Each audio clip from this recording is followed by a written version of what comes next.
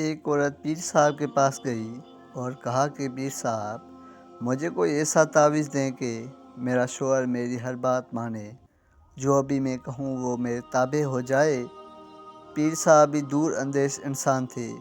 انہوں نے اس عورت کی بات غور سے سنی اور کہا کہ یہ عمل تو شیر کی گردن کے بال پر ہوگا، اور وہ بال بھی آپ خود شیر کی گردن سے اکھاڑ کر لائیں گی، تب اثر ہوگا، ورنہ کوئی فائدہ نہ ہوگا۔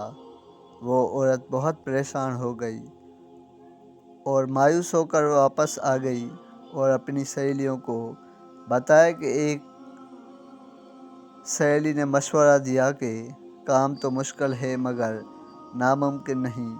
تم ایسا کرو کہ روزانہ 5 کلو گوشت لے کر جنگل جایا کرو اور جہاں شیر آتا ہے وہاں ڈال کر چھپ جاؤ۔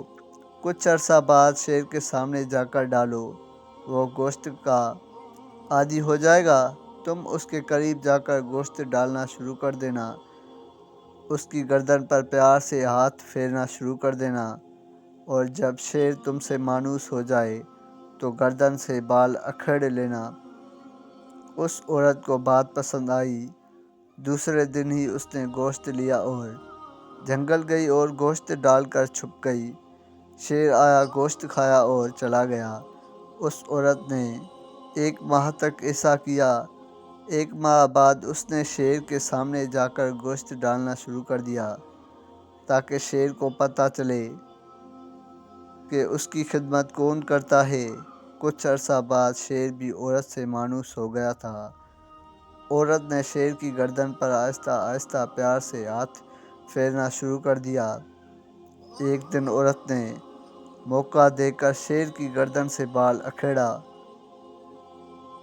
خوشی خوشی پیر صاحب کے پاس پہنچ گئی اور بال پیر صاحب کو دیا اور کہا کہ میں شیر کی گردن سے بال اکھیڑ کر لے آئی ہوں، اب آپ عمل شروع کریں۔ پیر صاحب نے پوچھا کیسے لائی ہو؟ تو عورت نے پوری تفصیل بتا دی۔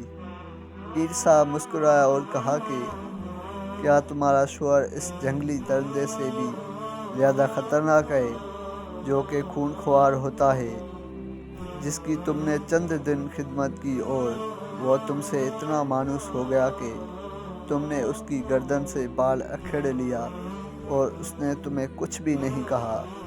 تمہارے شوہر کے ساتھ بھی پیٹ لگا ہوا ہے، تم اس کی خدمت کرو۔ جب جنگلی درندہ خدمت سے اتنا مانوس ہو سکتا ہے تو ایک شوہر باشعور انسان بھی آپ کے تابع ہو سکتا ہے۔